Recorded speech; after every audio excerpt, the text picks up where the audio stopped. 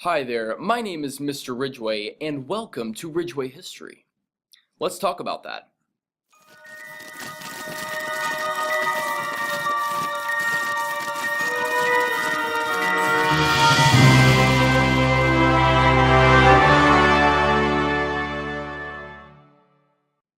Hi there, my name is Mr. Ridgway. Welcome to Ridgway History again. Ridgway History is designed to, over the course of many episodes, to get you the most important information possible about many of the most common topics that historians touch in world history and other historical subjects. To get to know a little bit more about me, I am a current teacher at Beech Grove High School in Indianapolis, Indiana. I teach world history here at the high school. You guys will get to know lots more about me here in the next few weeks. I'm a current master's degree student at the University of Indianapolis for history. I'm sure you guys will get to know lots about me and my dog and Indianapolis and my wife.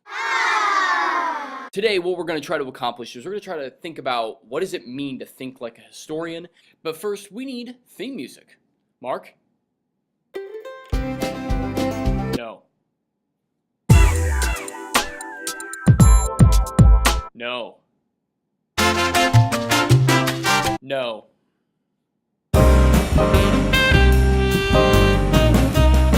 No.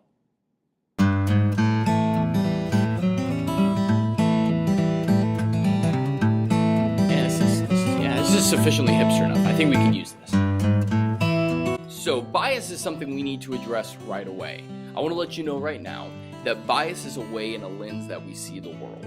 And as a historian, it's something that we need to talk about right away because it pervades everything that history talks about and indeed the way that we see the world. Bias is everywhere. It's in the media like MSNBC and Fox right here. It's in books that you read. It's in Snapchats. It's in Vines. It's in Facebook. Bias is a part of our everyday life. And that being said, bias is something that we have to be particularly careful of in history because it's the way that we see truth or the way that we indeed, as I said before, see the world. With bias in history, there's lots of things that we have to keep in mind. And it's really one big thing in particular and then a couple other points surrounding that. So, one of these big points, and that I always try to tell my students, is that we have to think about the context of the time that we're looking at. And this is really difficult.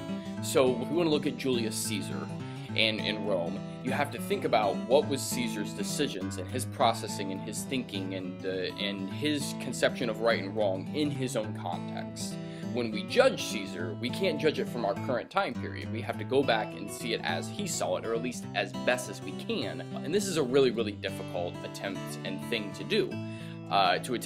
Even harder to do is to be able to separate ourselves so that we don't make the mistake of hindsight from this judgment. And what hindsight is that we judge past history from current events that are going on. So for example, one of my professors who, at University of Indianapolis, he was writing about the Austria-Hungarian Navy. And in it, he found, but this is back 10-15 years ago, he found multiple examples of things now, when he looked back at it just recently, that he would never have brought up before. And so the current time period often affects the things that we prioritize or think that are important, or the truth that we see. So when we're thinking about history and bias, the thing is that we have to be very careful of the things that we look for. You know, why are they writing this piece? Whose side are they on? We have to think about those kind of things as we read sources and as we think about history. And then we also, again, as I said, we have to think about the context of the time, and we do have to work around these biases. It's difficult, but it is possible, and I'll show you over the next few weeks how, and I'll model for you, hopefully, how we can do that better. So a historian thinks differently about history than somebody who's approaching things with common sense. So historians will often arrive at a single or oftentimes multiple answers after a lot of consideration and deliberation. They're going to think about things deeply, try to put them in context, and then hopefully arrive at a conclusion of some sort. That being said, these conclusions are often really complex, they might involve a lot of conflict, and there's often no easy answer. Oftentimes, really, you're kind of left with tensions or a lot of uncomfortableness.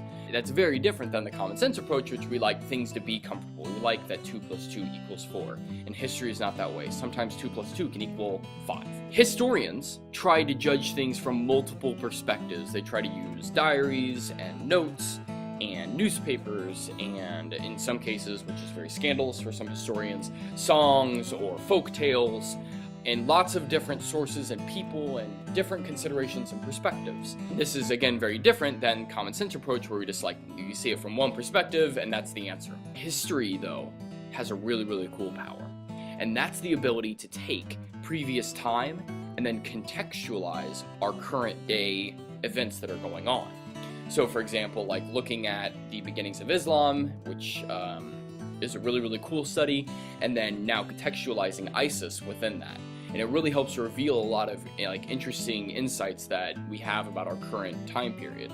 But again, there's an example of bias, right? ISIS is on many Americans' mind at this time. But again, this is a lot better at having this ability to have insight about our current day and time period than our current time, taking our current time and then judging the past based on what we see and what we're so consumed with today. With bias on your mind, that'll be it for Ridgway History. I'll see you in the next video.